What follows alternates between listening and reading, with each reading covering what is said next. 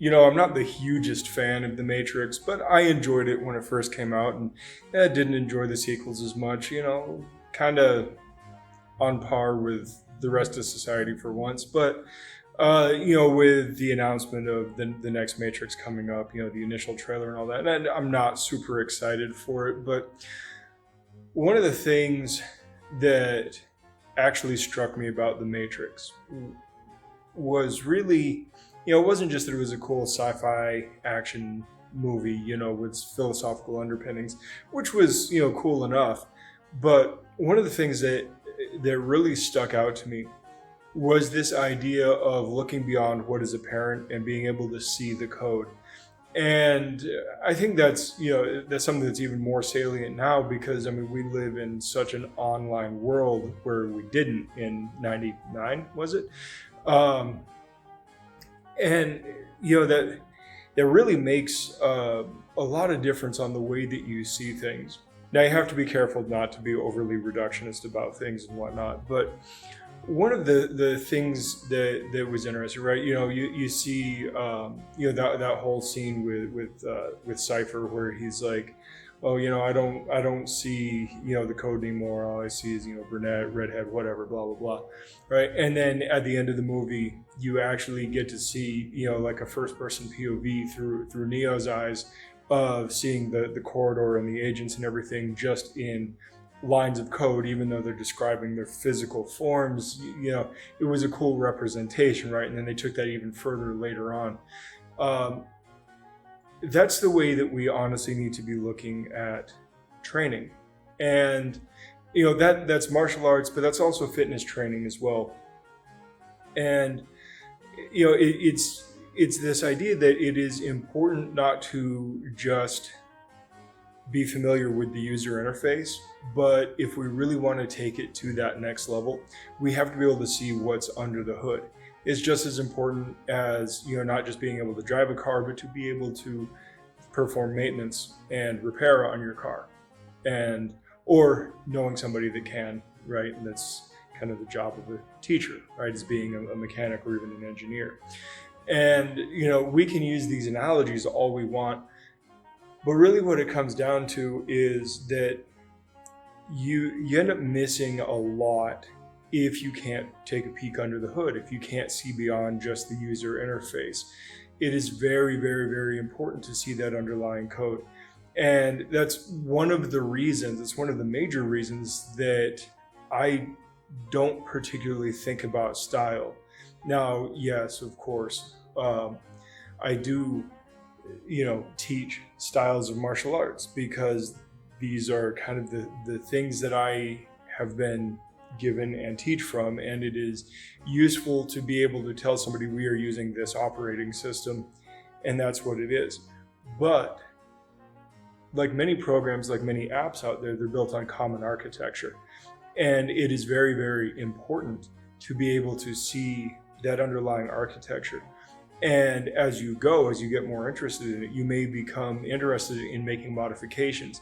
And if the modifications you're allowed are just the plug and play surface level user interface modifications, you're going to be extremely limited.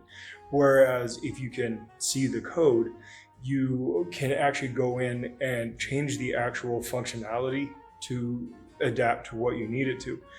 I am not a techie code person at all, but I've had students who have been engineers. In fact, my current business partner is an IT engineer.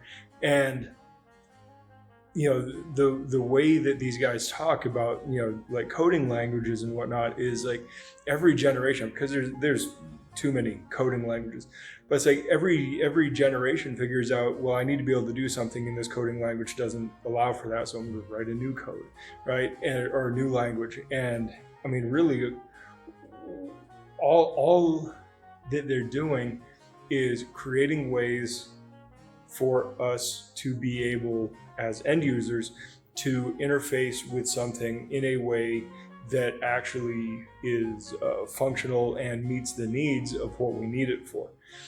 And that's a really, really cool concept to have at our fingertips. And so this is really more for the martial arts teachers out there, but it's useful for practitioners as well. that you need to be able to see past just the general interface and get deeper into the code and start looking at things, and really what is that in human terms.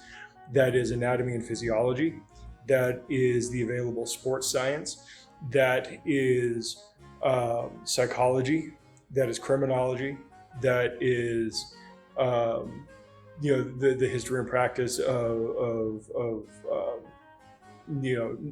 tactics and strategy and negotiation, and like there is so much to it. But the fact is that you have to be able to get beyond that. And one of the best ways to get there, other than just sitting through endless classes, which you can certainly do, but one of the best ways to do that is to study cross-discipline and compare and contrast things. And that way you're casting a wider net and not forcing yourself to be, or not allowing yourself to be so dogmatic or so, for lack of a better term, religious about your martial arts practice. Because one thing we can say for sure is no teacher, no practitioner has ever had the whole picture. None of them, myself included, right? I am not putting myself above anybody. And it is important to be able, the only way we can push forward is to actually continue to kind of push those lines. In our martial arts nerds group that we have on Facebook, one of the members, I'm not going to name his name because I don't know if he would like to be named, and I didn't think of this until right now, but he brought up a point of thinking about martial arts as technology, and that is a really, really valid point. What makes something archaic versus new, and that sort of thing. And the fact is that I mean, in a real sense, it is a sort of technology. And in order for something to stay relevant, it has to be able to adapt to new information, right? And as we aggregate information over time, we need to be able to put those pieces together and say, well, instead of problem A needing solution A, maybe we start looking at a much broader range of variables rather than looking at a specific equation, right?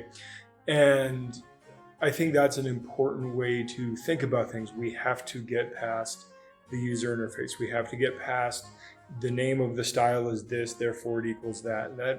That doesn't matter so much. It really is like, what are the end goals? What are we trying to accomplish? And what does the aggregate knowledge base say about the solutions, and where is there room for improvement? And that's kind of what we're getting after. So to avoid rambling on too much longer, I'm going to stop there and just tell you to kind of, work on seeing the code, work on seeing, beyond the matrix, as it were. And I will talk to you guys later. Good journey. Thanks for watching. Like, subscribe, share, give the dog a bone. You can follow us on our other social media accounts. And if you really like us, you can head over to Amazon and buy a shirt. You can also go over to Gumroad and purchase some of our instructional courses. All of the links will be provided and also on our website. If you happen to be in the Phoenix area, we would love to meet you. Come drop in for a class, even just to chat. And if you're looking for a new home, we would be happy to have you. So until next time, good journey.